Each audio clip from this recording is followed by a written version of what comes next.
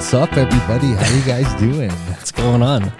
We are here on the very first official episode of Real Paint Talks of PSC. I have my good buddy here, longtime friend, Mr. Donny Wong.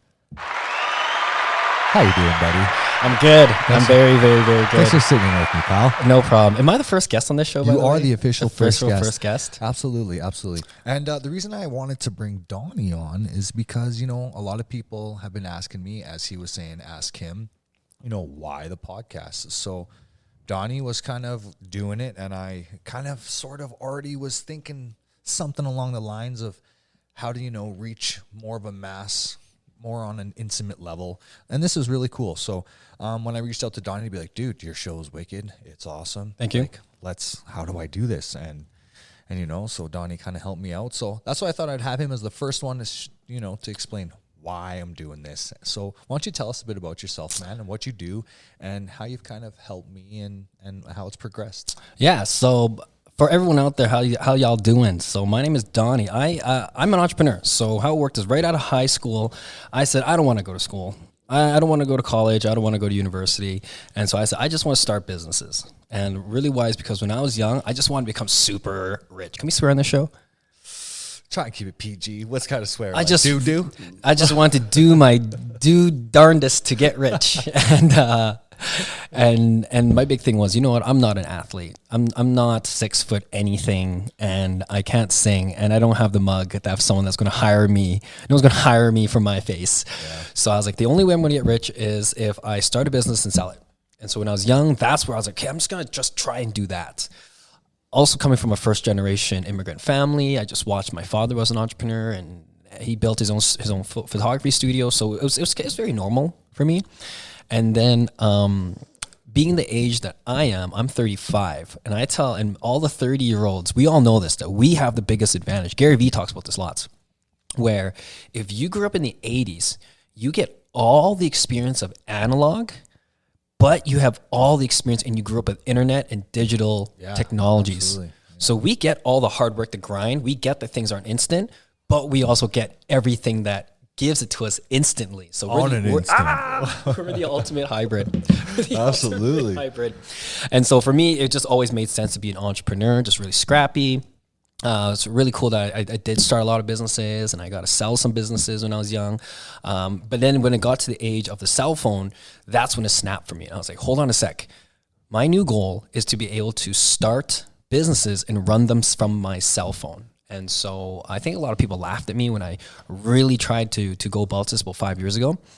Fast forward to now, it's near the tail end of 2019, and we got 3 businesses that are in all different phases of launch or full automation, and I run them all virtually from my cell phone with my team. So that's where we are now, and obviously content is an enormous part of it because it is the ultimate equalizer in business. It's where any single person like you or me, Danny, can be in any single industry, whether it could be, you could be making your own patches. You could be sewing your own patches.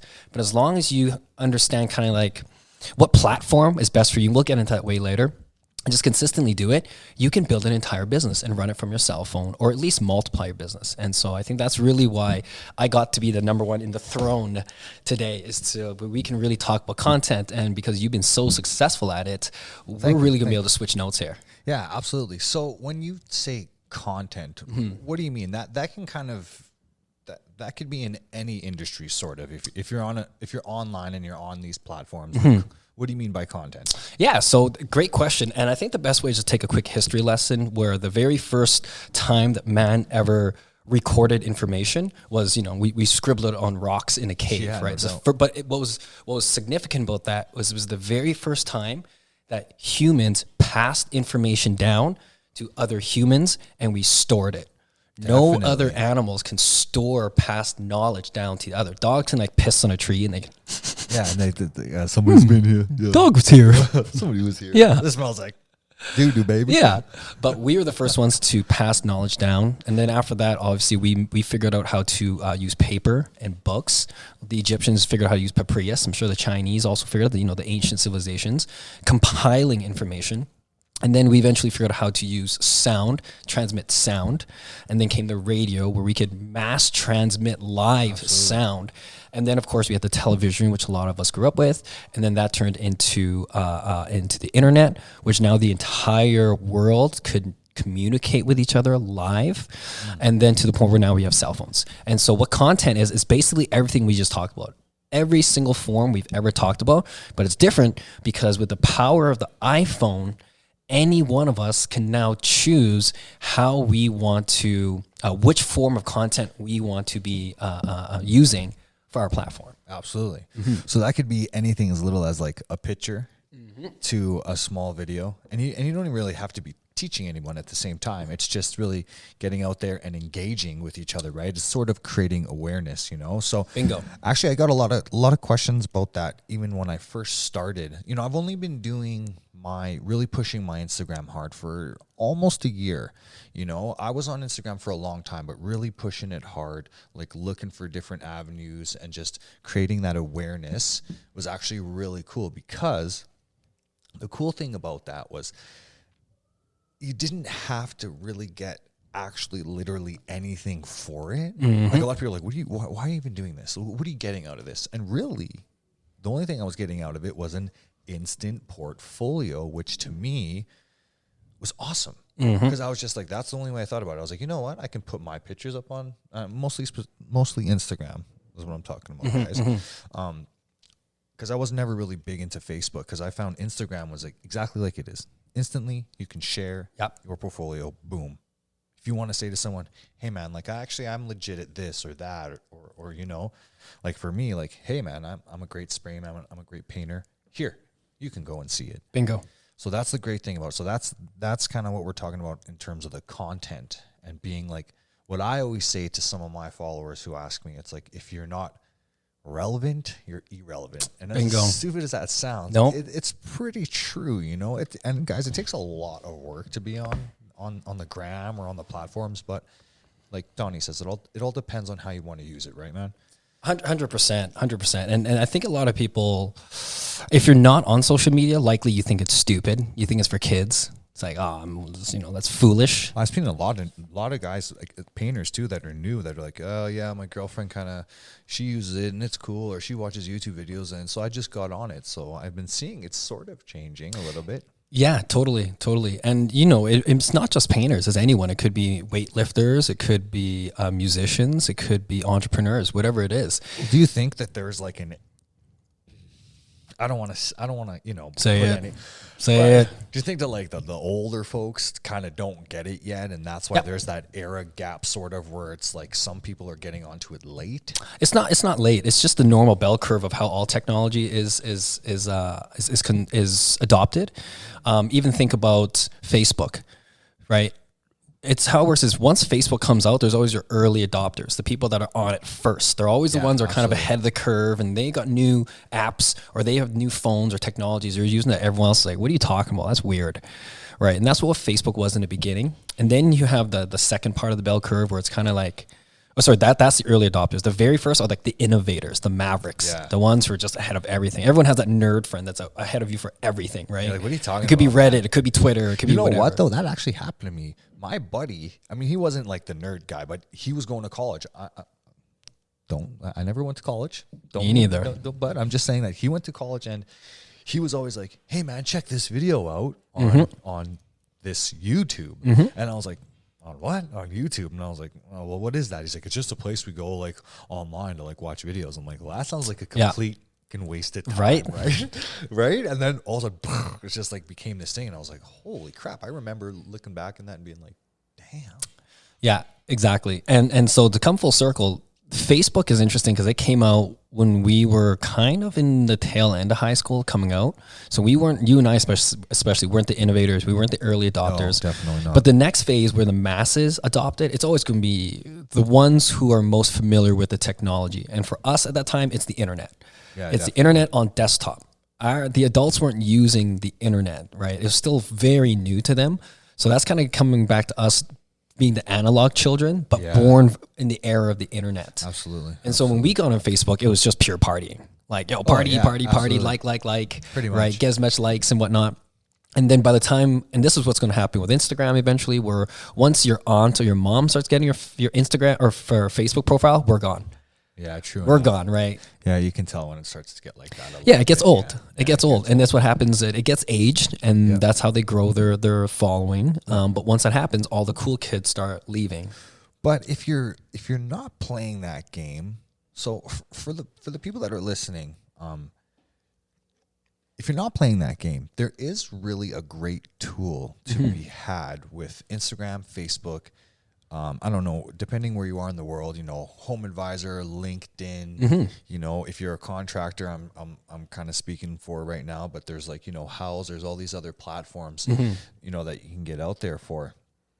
And those are actually really good tools, right? They're incredible to tools. help you. So how do you think that could help some people? What do you think if you were just starting out, getting on to Instagram, no matter where you are in your career, no matter what your career, what are a few things that you could do that could really just like help your presence? Whether, I don't talk about just the following number, like literally something that can help your whole presence on Instagram. What are some things people could do?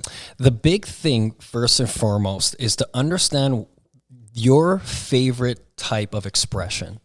Okay, I'm not trying to get all foo-foo in art college here. I'm just really saying, you know, that was the inner censorship. This isn't the Cashley's podcast. No, this is the Cashley's podcast. No, you cannot drop the F-bomb. So the big thing to remember first and foremost is to understand that you have to get in the game because it's free and it's the multiplier for your business, right? In 10 years, if you don't have your presence online, that's what everyone's looking at. So it's the equivalent to the business card from 20 years ago, where if you didn't have a business card, it's like shame on you. Yeah. Shame and on now you. business cards, people are like, what do you give me a business card for? You know what? I tried to go full digital, and now if I don't give someone a business card, they're just like, really? What? You don't have a business card? Okay, quick sidebar then. Do you think that's because of the profession of where you are with that? Because sometimes I give people a business card, and literally the one guy was like, all right, now I got to put this somewhere. I don't know what it is. I think it's just in the interaction itself, because some people can use the business card as kind of like a cheap scapegoat out of the conversation. Like, yeah, let's exchange cards and we'll call you. And that kind of ends it for them, where I never give a card out. So I always invest so much in the conversation first. I'm never the first to ever offer or ask for a business card. Well, that's perfect right there. So thinking back to, like, say, if you're not full on board with the social media, internet yet, do you think it is still a great courtesy to start with a business card as like kind of this handshake of being like, hey, here I am. And even if the person's like, so that's another thing, guys, you know, that still isn't gone. That's a great form of marketing for your business. But like you're saying, so there's so many different ways now. Yeah. Like, do you really need that card still? Yes, you do. Yes, you do. Because the best thing is to, even if you're going on to the core of sales, is to give someone something physical. Because even when they're home that night, they may not remember your Instagram handle. May not remember your name. They don't remember anything. But when they reach in their pocket, pull out their keys in their wallet, and boom, your card is there. For sure. That one little reminder is the start of everything. Absolutely. And at least they'll have little flashbacks of, and hopefully you were, you know, engaging and charming and charismatic when you met this person to leave that lasting memory. So when they see it, like, oh yeah, that guy. Yeah. Okay, maybe you at least make it up to the cork board where all the cards are, right? Well, and that's what I was gonna say. A little pro tip, guys. That's why like magnets and stuff are really good, because incredible. If people want to throw them up on their fridge just for fun, because it's like, oh, you know what was really cool? Another little sidebar. I don't want to get too far off track here, but I did see a little documentary. It was like people walking into a church, and there was a box of rocks, and it just said free rocks, take one. And people were taking them, right? So I kind of feel like it's that thing with the magnet. If they see it, like you say, it creates awareness. Oh, it's a magnet, cool, I'll throw it on my fridge. One day, if you need this or need that, you got to send me that. That's the type of stuff I love watching and really studying. Hey, yeah, it was a good one. It was really good, just to show you how human behavior really works. Oh man, right? it's like social psychology, sociology. I'm all about it. Okay, so and that's not too far off topic. So that's really why I wanted to bring you on, Donny, because the sales aspect of that in anything, especially to help those painters out there who are starting out, Donny does grasp that. So this will all help, right? Yeah. So we'll answer the question that we kind of left off on, which was, where do they start? Yeah, right. Sorry, and so once you kind of understand that, okay, this is free and this is the multiplier I have to get on. The next question is usually you get lost because it's like, oh, okay, now I got to learn this. Like you and I right before this, we were looking at TikTok and we're like, oh no, it's an entirely new thing we have to learn. Yeah, it is a little bit. But what's important for people who are We'll do a show on that. Yeah, we'll do a whole TikTok show. But the big thing is what really cleared the big mess of content for me was there's a couple of fundamentals that I really share to others when they first start. You and I had talks about this too. But if you're first starting, you're thinking about getting onto content, it's important to first understand how are you most comfortable expressing yourself? And again, no art college type of, busker way. I'm actually talking about which way do you like engaging other people? So if you really love being in front of a camera and you love posting photos or you love videos, your platform is likely going to be Facebook or Instagram. So that's going to narrow it down so much there.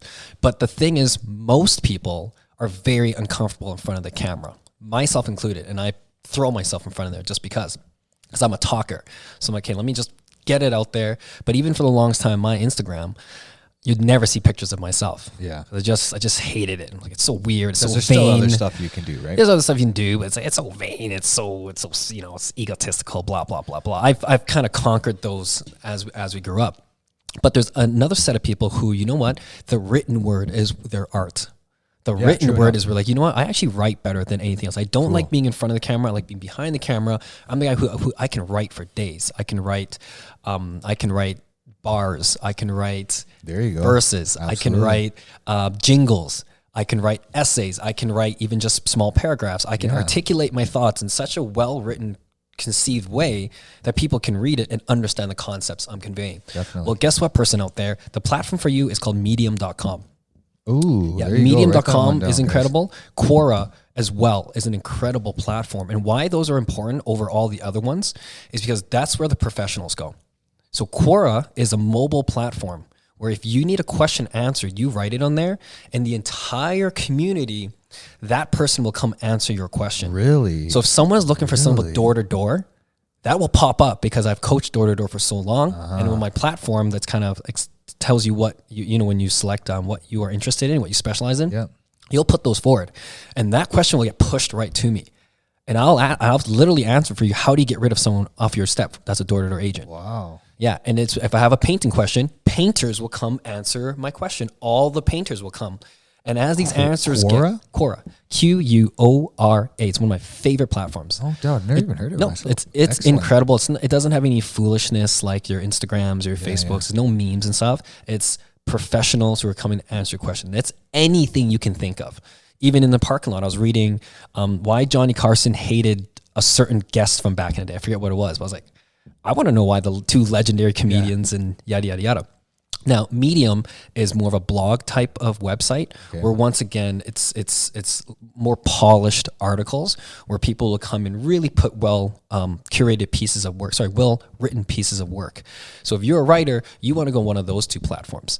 The last one is now if you're a talker, like you're the one you can talk, you have stories for days, you can carry a conversation, then you're going to want to do a podcast. Because that's when you're in front of a mic, you could talk and you can bring on guests and you can really just have a great conversation. It's kind of like a vocal house party. No doubt. It's podcasts are so much fun. Hey, what are you doing here? Yeah. Having a good time? Hey, what's up, bro? Cool. Yeah, definitely. That's the first thing to think about when you're making your first step into content, producing content. And that technically just comes down to like what you like, right? Mm-hmm. What your passion is, like you were saying, right? Bingo. Where your heart goes. And that was pretty cool. I didn't really know too much about that, only because I'm such a busy dude. And Instagram is really the one that kind of snowballed for me a bit. Mm-hmm. But I think because it was more the portfolio for what I do, right? Having be able to put your photos on there, follow other people that are in your niche, right? And it helped a lot for my company on that aspect. I bet. But those two other ones I've never heard of, and I'm going to check them out because that's kind of cool. Podcast, we doing it. So I agree. Like I'm trying to think ahead. So that's the reason why I'm doing that. Donny, guys, is really, you studied a lot of sales and stuff. Lots of sales. So Donny really kind of helped me realize that it's good and okay to sell something that you're good at.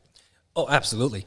Absolutely. Right? So I found that, and that kind of relates to the social media aspect of like, if you think you're good at something and you love it, don't be afraid to put it out there. You'd be 100%. Surprised at what would happen. 100%. I feel like there's so many diamonds in the rough out there. People are just really shy. And you know what that comes down to, Danny, is most people are just uncomfortable selling. As a sales coach, most people hate selling because selling has really gotten a bad name for itself from people who are bad at selling. Okay, well, let's talk about that now. Yeah. That's great, especially for my following, because I get a lot of people who message me. And I honestly would like to sit down with you again and maybe go over some of this other stuff in terms of when it comes to selling yourself.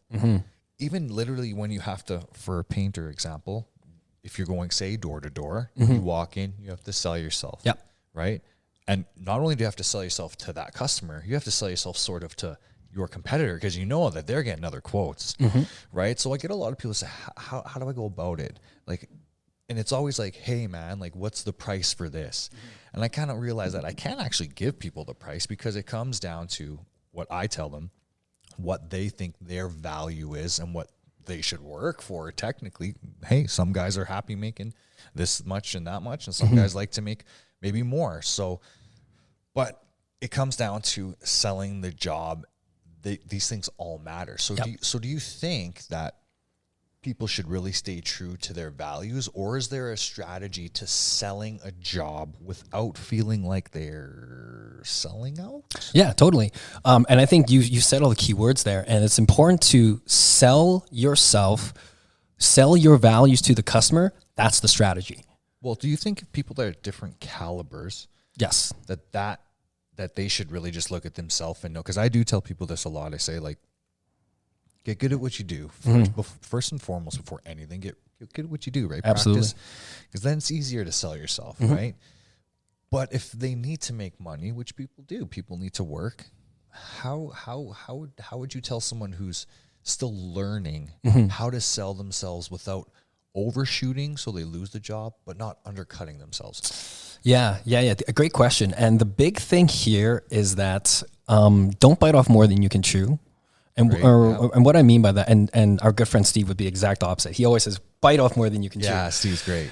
Because you want to push the limits. But I say, don't bite off more than you chew. And what I mean by that simply is, do not let the customer down. Whatever you promised, you had better deliver on that. Hopefully 3 times more. And if you can, if you're talented enough and you have enough skill, 10 times more. Because that's the difference between selling and just promising a bunch of bullshit to get paid. Yeah, I call them empty promises. Yeah, no, empty promises. Cool. Yeah, I call them empty promises. Yeah. And that's why sales is such a, people don't like selling. And it's usually because they've had bad experiences with salesmen, right? The core of sales is not selling. That's not what selling is. The core of sales is matching the right service with the right customer so that they have a massive win at the end. Therefore, we do business forever. When you're a sales guy, you got those slick lines and you got those angles that you're trying to hit, and I gotta just talk to my manager and I'll be right back. You know, like on The Simpsons, that guy's like, "Oh, dude, throw Gil here, just buy throw Gil here." He's always selling, just hawking stuff that no one wants to buy from him because he just sweats desperation. Oh man, it's reeking off of him. Yeah, and is there sort of different? Would that be a different type of sales than, say, like, you know, if you're working in retail? Obviously it's retail, but I mean, is that a different type of pitch in sales than? It's very different. It is, eh? Yeah, it's a difference between, like, hey, painting a car. It's like painting a house, right? Wrong. Completely different. They're completely different arts. But aren't you spray painting something? It's like there's so much nuance to it. The subject is different. The craft is different. The experience to understand even just the nuances of how to work this material is different. Definitely. The sale is different. Everything is different. Everything's different. So if we're going to go back to the whole sales agreement, Rubik's Cube, I always love talking about things in first principles and giving people like the first kind of concept to bite off to get the ball rolling. And so if you're trying to figure out sales, the easiest way, what I usually try and coach people is, there is a type of sale that you naturally can do very, very, very well. Yeah. Most people like the customer servicey type of sell. Gotcha. I know those people because they're like, well, I don't really want to push them. And I just, if they like it, they'll buy it. You're the customer service guy. So the customer service guy wants to make sure that the customer is taken care of. I want to make sure that you understand all the questions, sir. Yeah, that's totally me. Yeah, that's you to the max. That's totally me. That's you to the max. Yeah, absolutely. And so, but that's great. The customer service guy, because they're the most trustworthy, because the customer gets that off of you. They're like, he's still there. Can you hear me? Gotcha. Okay, good. The customer service person is there by definition of service. All right, I'm here to make sure I answer your questions, sir. I'm here to show you around, and I'm here to make sure that you're taken care of. Yeah, absolutely. Okay, that's great, except you'll never get a high volume of sales. Right. So the customer service person in a sales-dominated environment, when you need sales, they are going to have a tougher time because they think that pushing is bad. Whereas, say, the exact polar opposite, where you have the top tier salesman, and that's what I mean, someone that's been in it for a long time, really understands why you need a pitch to follow, understanding how to guide the customer to the sale, because they understand that this product is actually going to be the best option for you. Because I'm professional in sales, I understand the competition, I know what everyone's charging, I know what value I bring, I know the service that I can actually guarantee I will provide you, because I've been in the game so long. I'm not the cheapest. I'm actually damn near the most expensive. But if you're in the market for the best, that's me, sir or ma'am. Definitely. Right. And then in between, you're going to have ones who are kind of more like they're kind of more like what would you call them? They're the experienced type of salesperson. So the experienced type of salesperson will walk you through this journey, and they're going to show you all about this company, and they're going to show you the experience of this product or this service, and that's a different type of sale. There's almost like the car salesman, the car salesman, the car stereo salesman. Yeah, for sure. There's the cold call salesperson, and that's when you literally throw them out into the wild, and they're going to bring back deals. I see. They're going to knock doors, they're going to call phones, they're going to do whatever it takes to get the sale in. Right, much different from, say, the car salesman who's waiting there for the inbound person to come in. Definitely. They're still high level sales, but they're not the cold caller. The cold caller is the beast. They're the ninjas. But the one thing I took from that is, the one thing you said, I always remember this from sales, is that most important, know your competition, right? Yeah. And then know yourself, right? Mm-hmm. Know where you stand and your value on that, Mm-hmm. right? So with all that being said on the sales, that's why do you think it's important to be getting on platforms? Because sales is sort of a hard thing to do these days. Do you think that Instagram, Facebook, Quora, these types of platforms, can they really help people get their companies and get out there? Even in small towns, like I know some guys in the UK, they come from pretty small towns, and they probably stay busy word of mouth. So I could see why it might not be useful for them, maybe on a portfolio standpoint. But for me, it was more of now it's becoming a teaching thing, which I think is great. So that's why I can run with it. But some people don't really need it. But do you think it can still really, really help? Yeah, without a doubt. In fact, not only do I think so, I think it's necessary, because if you're not on a platform and bringing in at least attention, you're done. You're going to be finished. Because if you don't have that presence, or at least a portfolio, or at least some way to engage, or at least at the bare minimum, understand a platform so you can go out and reach out to more people, you're irrelevant. So do you? It's the equivalent of you not being on Google or not being in the yellow pages 20 years ago. So do you believe that there's still the word of mouth is still strongest? It is word of mouth. That's what your social media content is. Word of mouth, technically. It is word of mouth that can instantly reach every single person on the planet if you knew how to do it. True. Every single person in your country, your city, your block, instantly to their cell phone. Instantly, and you pay pennies on the dollar for it. It's the time we're in now, and Gary Vee talks about this lots. It's the most undervalued cost to advertising in the history of all advertising. Is on Instagram and Facebook right now, or even any of these platforms. You have to get on it right now. Yeah, true enough. Yeah, and I think a lot of people are. I think a lot of people are catching on to that. Yeah, from all different generations, really. Like my mom messages me on my Instagram. She's like, "You guys are doing a great job, boys." Love your mom. Yeah, ma, sweet. But no, for sure. Sorry about your fence. No, that's okay. That's okay. It wasn't actually ours, thank goodness. But Crazy mofos. But so maybe we can dive a little deeper. We still got some time. We got lots of time. I'm here all night. Let's dive a little deeper. I'm a professional. So let's talk a little bit more about Instagram itself, because I think some people that are listening, especially some maybe my followers, are thinking to themselves, how can I use Instagram itself? Because that's where I'm getting a lot of outreach. Yeah. And I'm telling people, like you said, content is key. I found if you're not relevant, you're irrelevant. So like, what are some things that people can really do to boost their Instagram a little bit? And then, first of all, do you think that there's a genuine way to do it and just like that business way to do it? Like, what do you think? So how do you think people should go about it if they're just starting out? The way I tell everyone to go about it when they're first starting is just don't overthink it. Is just get out there. That's me. Get out there and start, because it's so easy to just overthink it and start caring so much about what everyone thinks. Oh no, what if everyone thinks I'm a sellout? What if people think that? Or what if this doesn't work? And then, or even worse, what if nobody follows me? How embarrassing will that be? Right? All those things instantly flash in every single person's mind. I don't care how confident you are. Those thoughts come. So first and foremost is to understand that everyone goes through it. And then the second thing is to understand, if you want to take it seriously, don't take it seriously.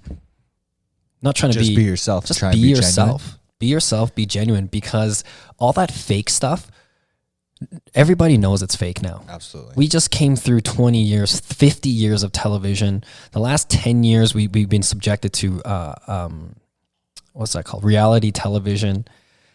We just came out of the reality television era where everyone's like, that is so fake. We know now that is all fake. It's all heavily produced. It's heavily produced. Right? And now we're getting to the age where we don't even understand the news is mostly completely engineered. Yeah. What do you even, like, I can't even read. I was just about to say I was reading the news, but I was reading like, the Yahoo Finance, because I was going to say, because now there's the, what was it? The streaming wars. Now we're getting to that era where they're saying that cable, goodbye, done. Bye, cable, done. See you later, right? Done. Toast. So, toast. Thank you, Disney Plus. So that's what I was reading about. Because, little sidebar, guys, if you ever can put some money away and like to make some investments, that's what I like to do a little bit. So Disney has been somebody I've been watching, because I knew that this Disney Plus was going to come out, and I think over time it's going to do a lot of things. Either way, over 10 million customers the first week. Absolutely. Whole nother episode on that, guys. But I'm just saying that, like, those days are kind of ending for some of this older stuff, which is not even that old. It's funny, like, this guy came in to the store the other day, and what did he say? And he was just like, this place is probably about only, maybe 20. And I was like, I don't know, man. And then I looked at him, I was like, man, 1998 was a long time ago now, hey? So it's like time flies, like, fast. So you think, 12 years ago, there wasn't YouTube. Yeah. Okay. Here's another thing. I was in a job, and buddy's like, "Oh, here, put your paint can down on this this newspaper here." And when he opened it up, it was the TV guide. Whoa! And I looked at it, and I was like, "Whoa, the TV guide." Whoa! Exactly.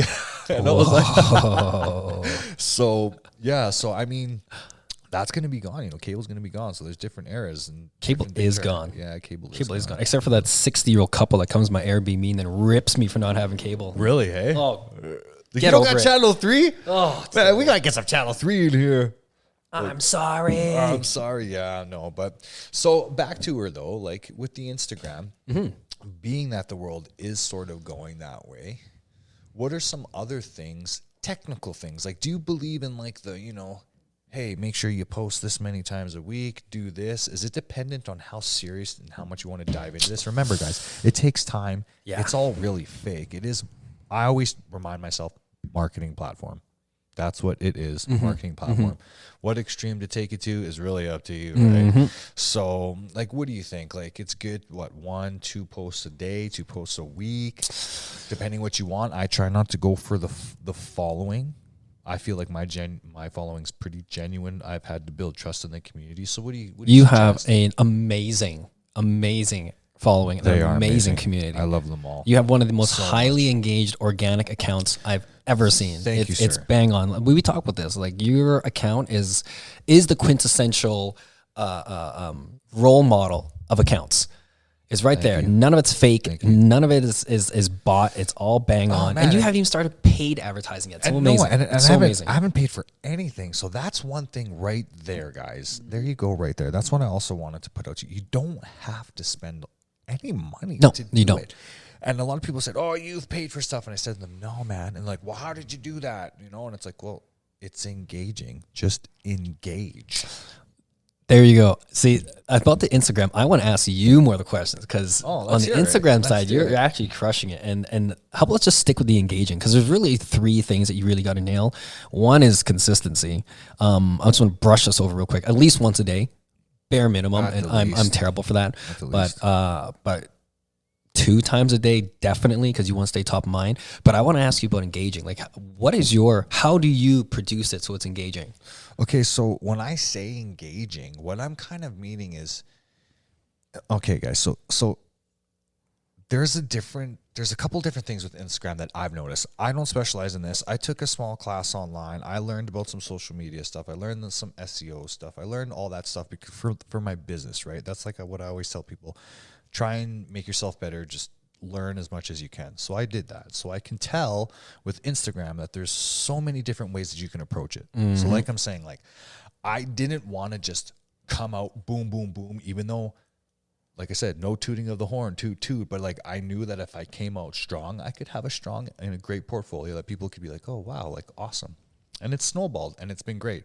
So I could have went and just been like, I'm amazing. And just came out like boom, boom, boom, and just throwing all this content out and just buying follows and doing all this stuff, buying likes, buying friends. But I didn't do it that way because I thought in the long haul, getting the genuine trust from the community and just putting content out and engaging with that content. Mm-hmm. So when I see somebody else that has something, what I mean by engaging is like, actually, hey, if you're scrolling through your phone, don't be so fucking lazy. And like, if you think to yourself, oh, wow, that's cool, genuinely comment on that person's photo and say, hey, that's really cool. I love this. And make it be genuine because people can tell if you're just like, cool photo, here I am, you know? Or 3 irrelevant emojis. Exactly. Like, well, and the emojis, okay, so that's another thing. I think people who do get busy on Instagram, maybe they just do the emoji thing because they're going through it. I do it sometimes too.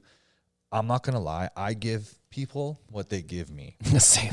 So if you give me £1, okay, bro, I'm going to pound you 2 times back. 2 times, you know what I mean? So I don't have all freaking year. I'm not trying to lie, folks. I love every single person that messages me. Absolutely. I will message them back, even if it's £1. If someone writes me 5 paragraphs of how-tos, I engage with them, you know? And some people online that are acting like they're teaching, they don't even engage with these people. I hate Instagram gurus. Okay, so don't even get me started on that. That's just whole nother episode, folks. Yeah, of course. So that's what I do. You know, I just really try and engage with people, be friendly with people. Like if you were like, if Instagram was like a massive fair, try and freaking talk to every person in the fair, right? And that's kind of what it is. It's like be that butterfly, that social butterfly sort of. But what I notice with Instagram is if you really want it to be powerful for you, for your company, content is key. It is key. Because like if you're just putting crap up there, and I don't take any offense to that, guys, but if you're putting crap up there, you're not even taking time to like actually look at your photo, take a nice photo, you're just putting it up there, it's half blurry. People see that and they don't take that serious. And if you're trying to be professional, especially with the higher end stuff that we're doing, we're already on that caliber. So even sometimes I'm sure my guys are like, dude, like let's be honest, guys. I strive really hard to get the videos and the stories and that on 1 to 2 takes. Sometimes I do 3 or 4. Yeah. Because I don't want it to be like, oh, this guy's just rushing it. No. Yeah. You know, a lot of folks are asking me, dude, where's this podcast at? Where's this podcast at? And I'm like, I know, folks. Much love. It's coming. Right. But I don't want to half-ass it. Right. So it's got to be good. So the content that's coming, it's going to be stuff like this, stuff on engagement, stuff on all aspects of painting, right? Real paint talks of PSC. So, and how top line PSC got to his 11,000 was just from engaging. There are some marketing techniques. If you want, we can go over that too, that I use. Well, I've prepared some questions here for you. I come prepared. So this, I want to throw this your way because obviously you've gone over one, which is engagement. But what would you say are the 3 top things that blew up your following? top 3 things that blew up my following was posting 3 to 4 posts a day, getting really, really specific with your hashtags. Don't use the same hashtags over and over and over again. Instagram doesn't like that. And really, honestly, this is probably a controversial one, but the follow. And this is why people are probably like, oh man, how's that freaking genuine? Well, it is genuine if you're doing it yourself. If you're getting on bots, which I don't think you can even really do anymore on Instagram, I never went on bots. You know, I would just not mass follow, but it's like, hey, if I see 10 painters and I go through their profiles, I will follow 10 of them. If I see that 8 of them followed me back, sweet. And then you watch your account. This is all the stuff that I learned in the courses, the analyzing, the analyticals. Remember, folks, it's a marketing platform. So me as a professional company, I'm going to use this not just for fame and look how amazing duck face selfie. No, it's like I'm going to use the advantage of that. So what happened was, here's one thing I find funny. People have like 20,000 followers and they follow like 600 people. And they're probably saying, well, hey man, how could I sift through 5,000 people? How can you sift through 600? Okay. So don't give me that. So for me, on the other hand, it's like, if you go through I think I'm at 5,300 followers, it comes and goes, because what I'm doing is I'm trying to find people in my niche that I can engage with, because how am I supposed to do it? I don't want to pay. Not that because, oh, it's cheap. No, it's like, I don't want to just be like stuffing it down people's throats. And then next thing you know, it's like, oh, he's just selling out. He just wants this following. Even though, folks, the following is so important. Even though people don't think that way, it is sort of. Because I realize, oh, wow, if I can teach this many people, okay, I need more people. So that's why I follow people in my niche. And then if I see they're not engaging with me, if they're dead accounts, if they're duds, then you have to unfollow them. That's just... And how do you know? Is it just because you're on there constantly? You gotta go through it. There are apps for that. I never paid for them and did them because, honestly, folks, I'm a workaholic. If I can do it myself, I'm going to. Right. It's just analyzing it, and it helps you go through your things. Repetition, and you get familiar with it. Yeah, you just know, and you can tell who's really genuine, who's really engaging with you, who you give the time to, and then that built up a community of trust. So now I have like at least 50 plus that are like I've said before, guys, in my stories, like super fans. I don't need 100 sort of name drop. I don't need 145,000 followers, to make a difference. Because I don't think you're actually genuinely reaching when you're that big. It's kind of gets oversaturated, in my opinion. So I'm trying to grow small, build trust in the community. Yeah. And then, like I said, so hashtags, posting 3 to 4 times a week or a day for like all week. But behind that, getting all your content. Remember, while you're working, take photos, take videos, do your stories, be interactive. And if you're saying to yourself, damn, that's a lot of work. It is. It is. Okay, well, that leads me to my second question. I love that. And reason why I'm asking, it's selfishly, because I'm about to go ham on the content even harder. Do it. So my second question for you is, do you have a formula of what you post? Is it more IGTV? Do you like more lives? Do you just post posts? Okay, so my strategy is the feed is my portfolio, right? And then the stories is kind of just the interactive day-to-day. Oh, it's kind of cool that you can come along with me through the day. I think that's a cool feature with the stories. And then the IGTV for me right now has been the platform for teaching, because you get 10 minutes. So with your feed, guys, you get a minute. With the IGTV, you get 10 minutes. Got with it. The stories, I think it's like 15-second videos. But now if you hit the hands-free, it'll let you record yourself for quite a few bars, which drives me crazy because some people have like thousands of bars. And I can't go through all that. Yeah, once I see that, I'm like, yeah. And that's another tip, guys, right there, pro tip. Try and keep it quick and to the point. Like people can tell if you just really like to hear your own voice. Like just keep it to the point. If people are trying to learn, they're trying to get something from it. You can lose them, right? You can lose them. So yeah, just get to the point.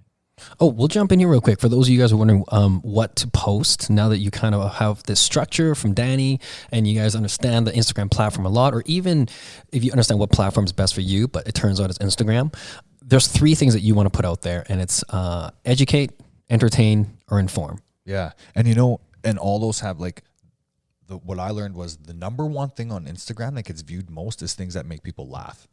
Yep. So that's like one thing. So think about stuff like that if you can be quirky.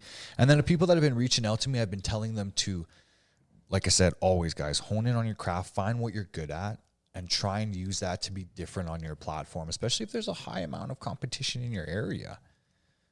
Like for me, I got nervous coming onto Instagram because I'm like, man, I don't want to be teaching my competition.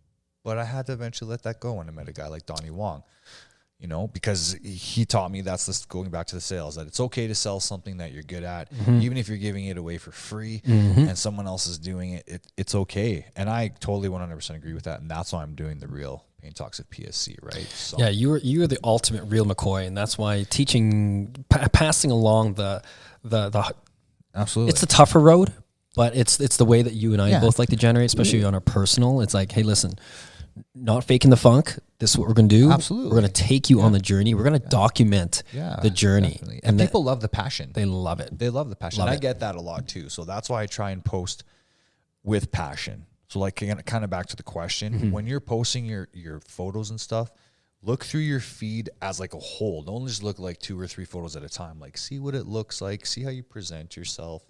Be very meticulous, you know. That's the artsy side of it. Present yourself well. And another thing, guys, if you're just kind of scared to post, guys and gals out there, one of the most powerful ways to build out your profile is show them the journey. Really document the journey from when you suck. Document when you suck and show them the process of what you're learning and how you're conquering and how you're putting the pieces together. And I know when I tell people this, because I get this asked a lot, so like, okay, well, I don't want people to know that this happened to me. I'm like, no.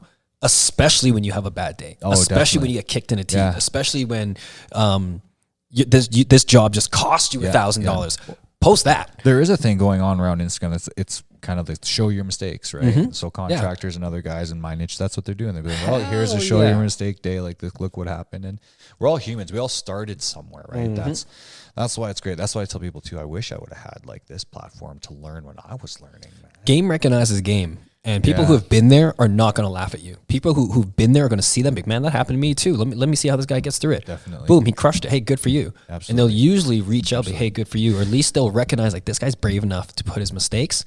I like that. So that's the importance of really being on these platforms, right? Because it's that engagement right there. That's that genuine engagement that I'm talking about, guys, is really interacting with people and knowing that it's okay. We've all been there no matter what it is, whether it's sales to accounting to painting to, you know, whatever it is, just being an entrepreneur starting companies, right? Absolutely. So that's really what it's all about, folks. Absolutely. Now, for those who are a little bit more technical and you may be on Instagram or at least ready for the next hot tip, can you tell us about hashtags?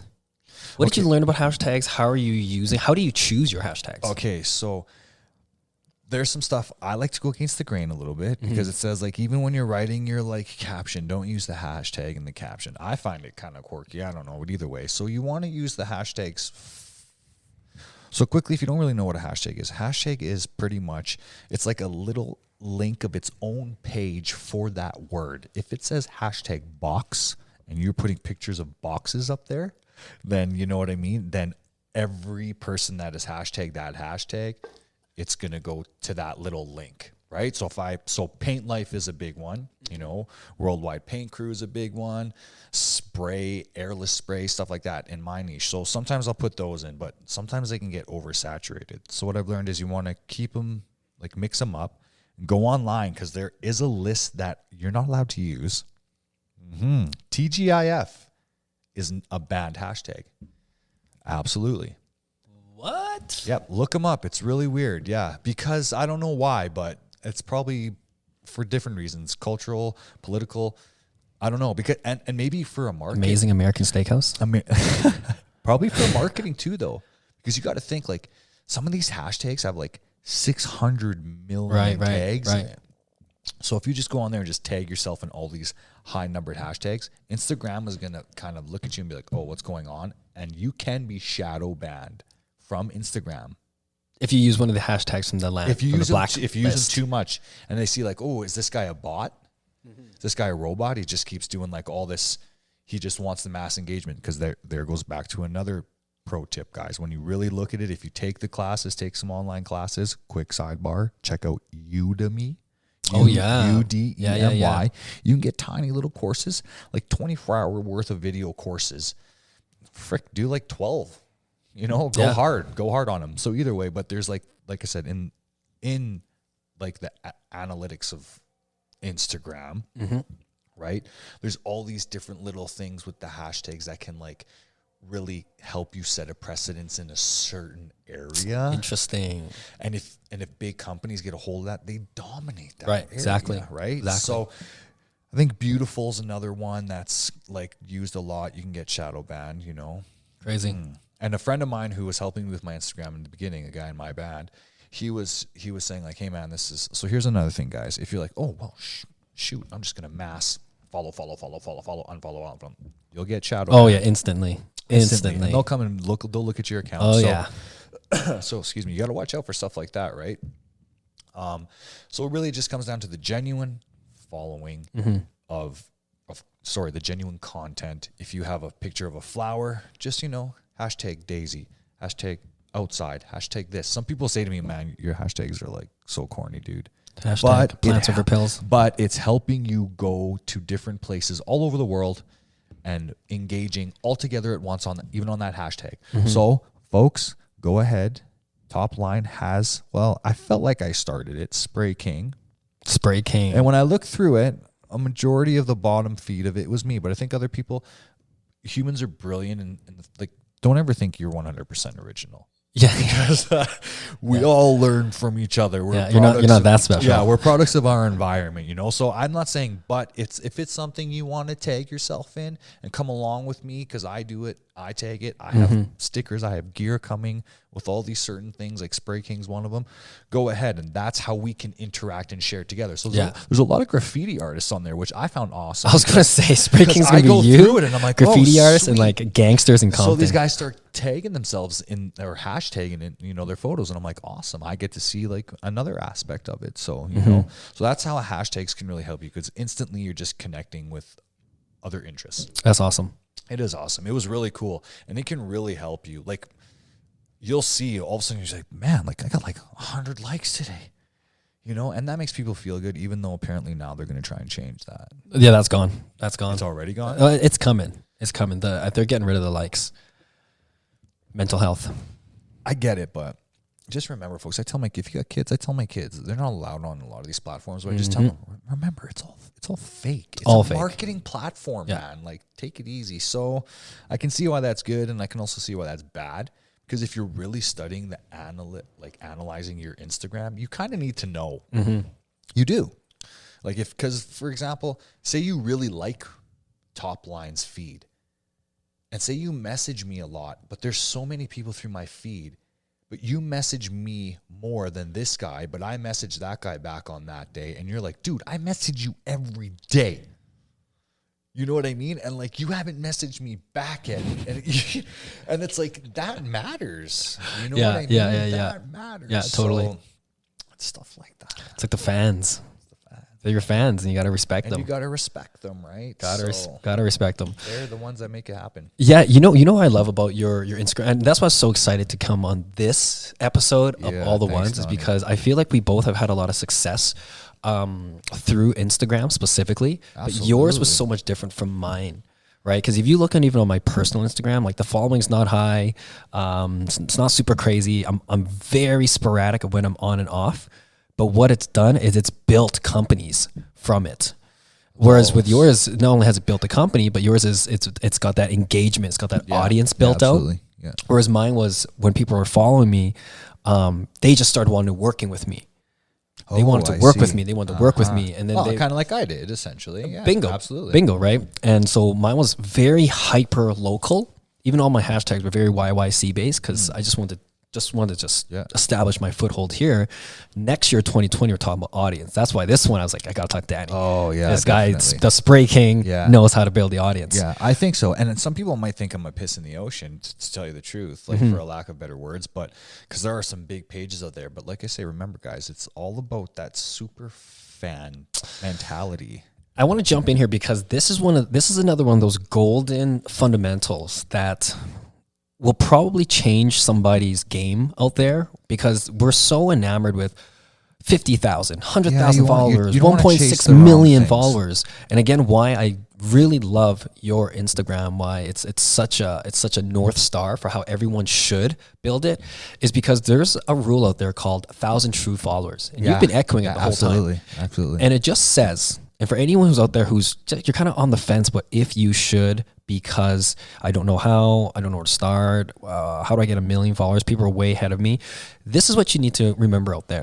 The rule goes, it's 1,000 true followers. Every single content creator knows this. And all it says is that in this game, you have a very distinct voice. You have a way of explaining things. You have a way of showing things. You have a way of showing the world your life, your craft that no one else can do. And here's the thing. You don't need 100,000 followers. No. You don't even need 20,000 followers. Quick little sidebar though. If you had that, you could monetize off it. So that's why some people do it. That's one reason, right? Totally. Okay, but keep going. But the one thing that you should aim for is all you need is 1,000 true followers. For sure. 1,000 true followers, which means even if you have 1 million followers, it doesn't matter. If you have just 1,000 ride or die true followers that love your content, every time you produce, they're on. Every time you try and put out your first product, they're buying. When you have 1,000 true followers, you will never have money troubles for the rest of your life, or as long as you've sustained it. So let's do the math, Donnie. What if somebody put $100 a month in to you for the full year, and you had 1,000 followers? At 1,000 followers, so you're at 1,200 times 1,000. So you're at is that 1.2 million? That's right. Asians are awesome. That's right. 1.2 million. Right. So some people they make a hefty little, a living off of monetizing off of that. But back, like you said, to the fundamentals of it though, that really make that kind of happen. Right. Yeah. So, and genuine content. Yeah. And this is why I want to jump backwards real quick, because it's not just the followers. Like, you will get the followers and you will get business from it, but there's other ways that it will improve your life and scale out your business. And that's where you and I thought were very different, because you've built out the audience, which unlocks so much. It scales the business out in so many ways. It changed because a lot of people were reaching out to me more to learn, because it didn't just stay at like, oh, wow, Topline does great work. It was more just like, whoa. Like, hey man, like how the hell can I do that? And it's more like, yeah, like I'll show you, and I don't mind. And that's what you were saying, just give it to them. They're gonna want it. That's what it's about, right? How to serve them at a higher level. How to serve them at a higher level. So that's why I didn't look to just, I'm not gonna message this guy back. Just follow, unfollow, paid ad, get follows, get follows. No, it was more like, you know what? You actually, Mr. Donny Wong, folks, made me realize this. This is what he made me realize. What he's saying by the 1,000 followers is that I think I do have like a really solid, extremely, and so this is why I love them all. I love you all, whoever you are, you know who you are. The masses follow that following, guys. Yes. So if you can build trust and 10,000 people can see 1,000 people trust you, you're gold. Ooh, broke his own. He broke his code. On his own show. On his own show. Yo, I run this month. But yeah, guys, that's for sure. It's powerful. Yeah, it is. It is. And this kind of covers the part where if everyone ever says, oh, he's selling out and he's doing this, it's like, anyone who's, again, game recognizes game. So if they say, oh, he's selling out, it's like, clearly you're not doing well enough your business to understand the higher level business strategies to help scale out at different platforms, different levels. If anyone says, oh, he's selling out, I guarantee we're going to click on theirs. We're going to have 600 followers, 10,000 or 1,200 following, and it's just going to be just shite all over their profile. Okay, quick little sidebar though. Now, guys, I'm sure a lot of my followers are probably thinking to myself, okay, I'm going to ask a salesman right now, guys. Do you think, Donny, that there is a selling out? Yeah. Yeah. Really? Even if you're a businessman in marketing and sales and you just need to make these sales, do you think there is a selling out and there's an unethical way? Yeah. And you sell out when you sell out your values. Right back to the first 5 minutes of this show. Yeah. There's a good sales and then there's bad sales. Bad sales is when you have no values and you're chasing the dollar. Good salespeople come from a place of abundance. And they understand that I put in the hard work. I put in the morning miles. I go earlier than everyone else. I stay later than everyone else. I've lost more money than everybody else to learn this craft. That's why I'm qualified to give you guys this advice, because you just see the successes right now of how you just see the excellent work, the excellent production that's in this. But you guys understand that when you work with me, I have failed 9 out of 10 times. Absolutely. But that's how come I have the experience. I have the foresight. I have the experience to guide us through this. Definitely. And that's why those people never have to bend to their values. Yeah. And do you think it's easier for them to gain those true 1,000 followers better than the guy who's just like looks like a salesman? No. Because now we get into the tool of marketing. Where's that button? Where's that button? There it is. And that's where the craft of marketing comes. Folks, confusing a little bit to me. Yeah, because you can see someone with a massive following and they can be doing great work to what your standard is at the moment. You can't see above what you can't see because you're not there yet. So if someone is giving you great value, great, no problem. But if it feels like they've sold out their own values of who and what they are, then yeah, you're going to sense it. People aren't dumb. People sense bullshit. But understand that there's levels to the game. And there's people out there, the richest people, the most powerful, most successful, they're not there showing off. For sure. They're not snapping selfies beside their Bentleys. They are the most quiet. And that goes with any game. The best fighter is the most respectful of the game. Yeah, I like to say that too. You know, peeps, if you don't see me out there, it's because I'm working my butt off, they're working. Man. Yeah, I'm working. They don't have time to be showing off on Instagram. Definitely. So really see between the recognize the funk. Okay, so with that little kind of recap, then back to the basics of.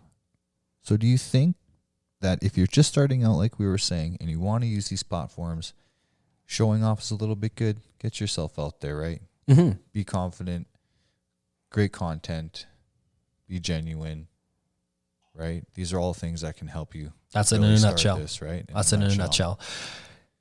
And always remember that wherever you are, there's people looking up to you. If you're a beginner, well, there's people who haven't even started yet. If you're first year in the game, there's people who just picked up a paintbrush and they're apprenticing at somebody with another painter. If you're 5 years in the game, there's someone who just got their business license and are just starting. They have no idea even how to get the first client. Absolutely. And there's someone like you who has really mastered their craft and has been an entrepreneur in this specific category for over a decade. Absolutely. That's when you talk to the Jedis, right? Absolutely. So with that, guys, that's why I've come the podcast route, because not that, once again, no toot, but I do think I have some valuable knowledge that I can share with people. So that's why I've come the podcast route to really try and give people as much of myself as I can to really help push them that maybe they can go and do it. You know, it was weird because as soon as I started kind of being like, hey, I'm going to try and do put more content out and stuff like that. I'm not saying but I feel like a lot of people are messaging me like, I'd like to do that too. Yeah. How do I do that? Because it gives them permission to, when they see someone that they know, like, and trust, and they see you pushing and they feel like they can reach out to you. It's inspiring. It's super inspiring. You inspired me, right? Hey. You did, buddy. But because you messaged me the one time, you're like, man, you're killing it. The bucket walk. And you were the bucket the walk. Bucket walk is so legendary. Infamous, right? And there's another hashtag, y'all. Hit me up. Bucket walk. Because that's a pro move. But some people would be like, no way. Some guys are going to listen to be like, no, you'd be kicked off my site, bro. No. Don't, amateurs do not do the bucket walk, okay? Well, no. When I saw you, I was like, that's a pro move. Only at the same time. Yeah. And singing inside my mask. The honest truth of why I followed you was the tape. The tape The reveals. tape Because reveals. it's like oddly satisfying. It's so like you can be ASMR.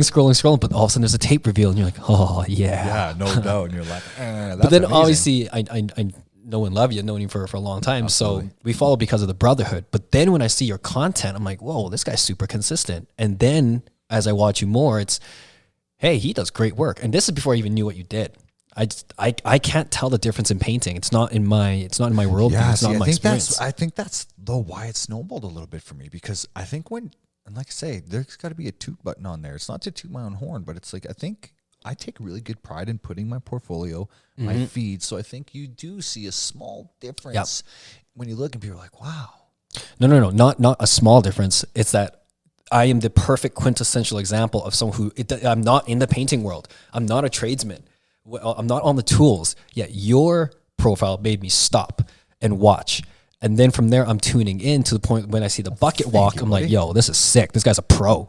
And that's when I start reaching out. Hey, killing it. Hey, good job. Yeah, thank you, and man. then our conversation started growing from there. Absolutely. Because previous to that, we haven't really talked in over, Okay, small recap on that. Well, not history lesson. I've known Donnie for at least Junior high. almost 20 years, I guess now, right? Man, time has flown by, flown by, man. And you know what? Small little thing too, guys. So another cool thing that we're gonna start doing on the show is that, and I don't know if you heard that little blip in there, but Donnie's phone or anyone's phone can Bluetooth to our little setup here in studio at 1-to-1. Boom, A name pro drop studio. there. Pro studio at 1-to-1 Studios. And that's another thing that we should come on and talk about one day, because that's another venture that Donnie has his hand in with some other friends that we've mentioned on the show, Steve, and 1-to-1 Studios is what's making it happen. But the equipment here gives us the option to actually patch in and call someone. So I got to have a call-in show, exactly. So we're gonna do that with some people. But another old friend of mine, Donnie, was like, "We're calling Tony," and I'm like, "Oh man, I was talking to Tony." And I guess that's another great point, Donnie, is lean on people that are doing it too, right? And Absolutely. don't be afraid to ask for help. You know, even me, like, I ask for help every day. Even people think, like, I get people ask me, like, do you still like have sags and runs and stuff? Like, yes, all the time. Sometimes it happens. Whoa, Not all the time. No, not all the time. No. Yeah, sometimes. It's a tough gig. It is a tough gig. Yeah, it's a tough gig. Yeah, but so that's awesome. Well, Donnie, you know, I really want to thank you for joining me on this one, buddy. Of course, you know, and if I can, I want to just one more thing for the guys who are out there, and if you're still, guys and gals, if you're still out there wondering, okay, this still sounds foolish or this isn't for me, just remember, if this phone that you're holding in your hand, I don't care if it's even an iPhone 6, you're going to understand that now what used to be the TV is in your hand, and it's in all your potential customers' hands. For sure. It's in all your families and friends. It's in their hand. And the TV is in the hand, and Instagram is a station. And that station has channels. And you are either on that station or not. And if I tune into your station, by the way, you need to know this, Instagram has a new thing now where all your IGTVs, you can now sort them in channels. I already have them. Right? So when they arrive at your channel, at your station, at your program, Yep. It's actually they're called series. Series, exactly. They're called series. Yep. You have the chance to be a TV channel now. Absolutely. And it's either you have the content and you're keeping people there, Yep. or your customer or future customers are going to somebody else that does have it. Yep. So I've done one already. I've only done one because I was learning it. And like I said, folks, like, you're not just going to be able to jump into it. Take your time, learn it a bit, start slow. But I got into it and I found it was really cool that I could put one IGTV video and then literally it's like, oh, this one's in the same category. So, I just called it spray compilation. So all the best ones, it was Spray like, comp. And here's another quick little pro tip for you guys. Use your bigger videos that have more of an engagement that are still going to help your newer videos. So I was putting new videos up and following them with videos from the past that were getting, because it lets you put them in whatever order you want. Really? Oh, Right? sweet. So I was like, okay, I'm going to put this recent video and then the next one's going to be this one. And so when people see it, they're like, oh man, this is a wicked video. Okay, well, what's the next one? And then it just lets you go to the next one. Then just lets you go to the next one. Writing all this down. The next one. Writing all this down. Yeah, I'm coming hard 2020. Absolutely, We're gonna guys. blast And this if out. you guys want to go hard too, just start taking photos, start taking videos. I got some big things in the work, Donnie. Some real big things coming. Awesome. You know, I was thinking about hiring out some video work, but I actually think I'm going to try and do it on my own a little bit, just a little Do bit. it, man. Absolutely, Do it. just a little bit, just to see what I can do. I got a really great project now. I've talked to Right. You got the big. it's one. a big one, and I talked to the builder, and I've talked with everyone involved, and they're saying, yeah, let's do it. Let's tag each other. Because with some of the homes in the estates that we do, it's a privacy thing, right? Of course. But this is such a great job that I'm like, man, I need to get all of this. So That's awesome, dude. Yeah, it's going to be great. So Let me know how I can help. If there's any way, you let me know. Absolutely, for sure. You're already helping, brother. Definitely. Yeah, for sure. There might be some stuff, because I'm going to have to do some editing. Once again, folks, it's a ton of work. It is a ton of work. But don't be afraid, right? Yep. Don't be afraid. Don't be afraid. Learn it. Get out there. And if you're not, your competitor is. Definitely. Yeah, for sure. If you're not relevant, you're irrelevant. You are irrelevant. Absolutely. If I don't know you, I can't flow you. For sure, man. So high five it, brother. My man. And thanks for coming on the first episode of Real Paint Talks PSC, bro. I am honored to be the inaugural guest. I hope it goes well, and we're gonna do this again, guys, because I got some really cool stuff coming in terms of guests and different nights of the weeks and stuff like that. We're gonna get some great content out there. So thanks again, Donny Wong, everybody, good old friend, entrepreneur, businessman, and just a great, genuine, and intelligent dude. Thanks, brother. Come follow me, guys. If you guys want to, Absolutely. If you guys want to see some entrepreneur. If you guys want to see, we've built 3 companies in the last 3 years. It's an incredible journey from my suitcase, sleeping on. Well, hey, we're at about 113. You want to do another 15, and we'll split this into No a 2 problem. part. Yeah. So No problem. why don't you tell us a little bit about that, dude? I want to know about that. So where can people find you? Yes. So you guys can find me on Taken Lunch Money. That's my personal. It's TAKIN, Taken Lunch Money, and it's basically at this point it's a journal of my latest restart. So I've gone broke probably 3 times, twice officially broke, damn near bankrupt twice on my entrepreneurial journey, because my dream is just to be able to build my own companies and run them from anywhere on the planet, and I will do whatever it takes to get there. Yeah, and quick little sidebar on that, guys. Don't think, oh shit, why should we? You went bankrupt. Like that can be even something small, right? It's not like like you had like all these people set up and all this, and you failed. No, it's like everyone fails at becoming entrepreneur's a hard job. Oh, man. it's the hardest. It's the hardest. And so my big thing was my latest was 3 years ago. I left Toronto when I was working with a big group out there, and it was great. I learned so much out there. I had great mentors, and that's where I really learned how to sell. I built sizable sales organizations and really helped I've taught hundreds and hundreds and hundreds of people how to sell and equip those skills with them. And when I left everything. It's teaching me right now. Yeah. And my big thing was I was just back in my suitcase with nothing all over again for the 3rd time. And to give you guys an idea, as a traveling salesman, it's been 7 years since I first left. I've moved 14 times in 7 years. Yeah, that's how committed I was to find the best mentors and put myself in the hardest position. So as you probably know, I owned a nightclub when I was 22. So I peaked really early when I was young, entrepreneurial drive, owned the nightclub when I was 22, and it was great. Owning a nightclub is exactly how you would imagine it. I can only imagine. It's as wild, it's as fun, it's as debaucherous as you could possibly think. For sure. Good thing I did it young, because by the time I was about 27, I was like, man, I've done it for 4 or 5 years. I was like, I don't want to own a nightclub when I'm running a nightclub when I'm 30. That's cheesy. I'm not even doing anything. I just give drinks to people. It's so stupid. Yeah, that's different game, right? Yeah, different. So I'm just so happy I got that opportunity to manifest that, because it was a dream when I was young. I want to get paid to party. Boom, nailed it. And so for the next 5 years, I went on this journey where I just want to learn how to be a real entrepreneur, not slinging drinks and walk around like a big shot. And so that was a tough journey. That was the first restart. And went to Toronto and from there did everything. And then when I came back, when I left, I was ready to move anywhere. So I was ready to move to Germany if that's where it took me. Wow. But of all the places, I ended up back home. And I said, you know what? If I'm building a company, might as well build it at home. Definitely. I think that's why we never kind of seen each other too much. You weren't in Calgary very long. I wasn't in Calgary for a while. Yeah, okay, for a while. I see, yeah. And so when I restarted, I was like, I had this. I'm going to just condense the entire story. But what ended up happening was I wanted to build a company. And through everything that I'd learned and through experiences, I actually ended up I was going to start a roofing company just because the rips were so big during insurance builds. But what happened was I ended up in the cannabis industry myself. There you go. And so not in the cannabis that everyone else thinks where soup get high and get out of a smoky van with Scooby-Doo and all that. Yeah.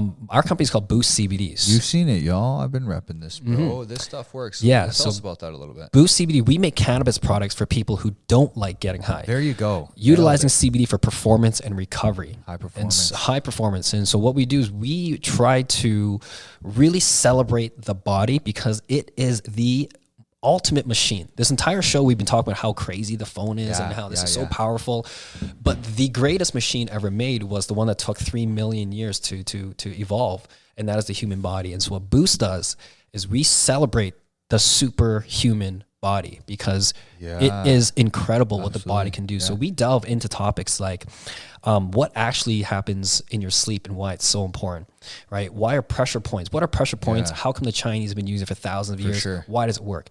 What is reaction time? What's so important about your gut flora? Yeah. How come humans can have super healing and super strength? And with all that, you've sort of developed the Boost CBD.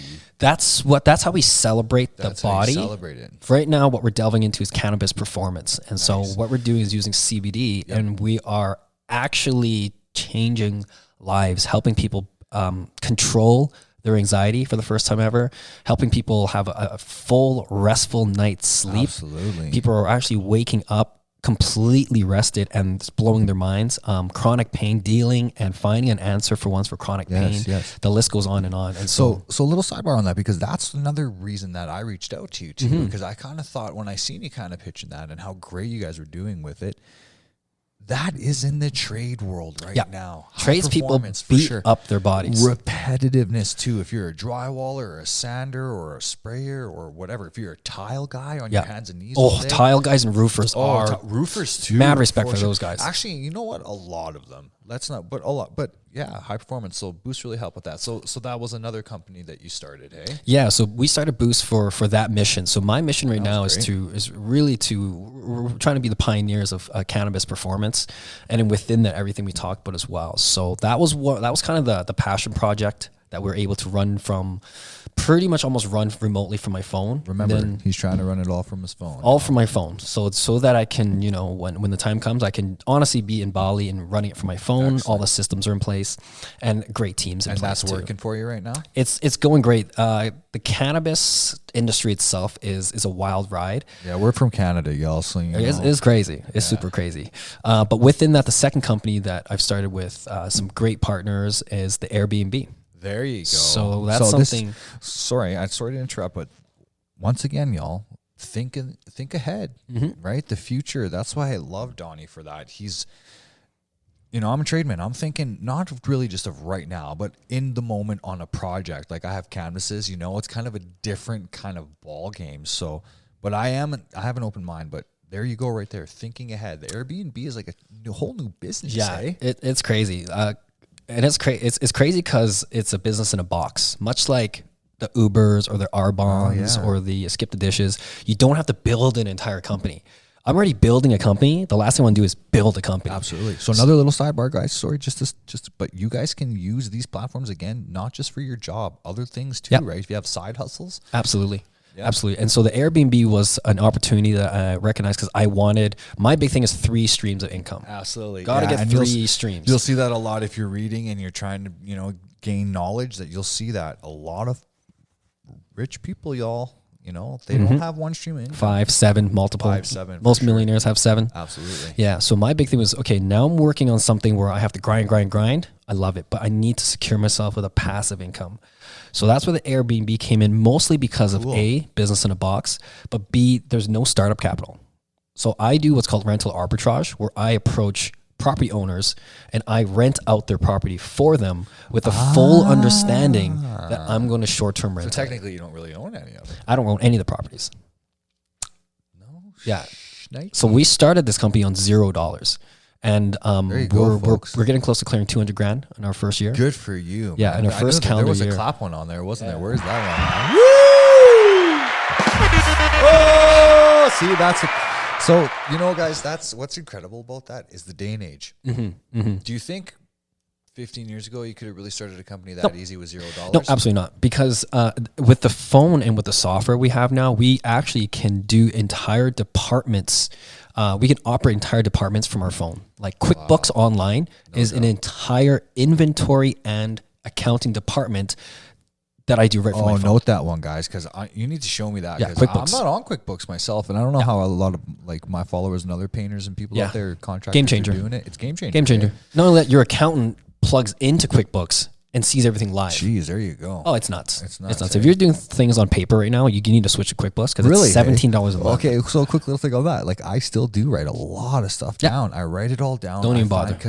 But I feel like I remember it better when I'm writing it down. Yeah, totally. Absolutely. But things like invoicing, you don't need to write down. I do all my estimating still. I still write it all down. Right? I know a lot of guys have templates, but I write all mine down. So But yeah, so that's helped you guys, right? It's helped us scale without needing a lot of manpower. So our Back Airbnb, to why it's so helpful, folks. These platforms. I'm all about systems and scaling. Systems and scaling. That's what I'm all about. How can I? What does Steve say? What's the what does he say? The least amount of work with the most amount of return? That sounds like a Steve thing right there. I'm pretty sure he said that to me like 5 times. Like, dude, remember, we don't want to have to, it's the least amount of work. Gets you the highest amount of return. That's Absolutely. what you want. Brilliant. He's a scale master. Yeah, Steve. He's crazy. I'm going to have him on here too. Oh, man. yeah. He's another guy Working with him has been a whole nother level of seeing things from a different perspective.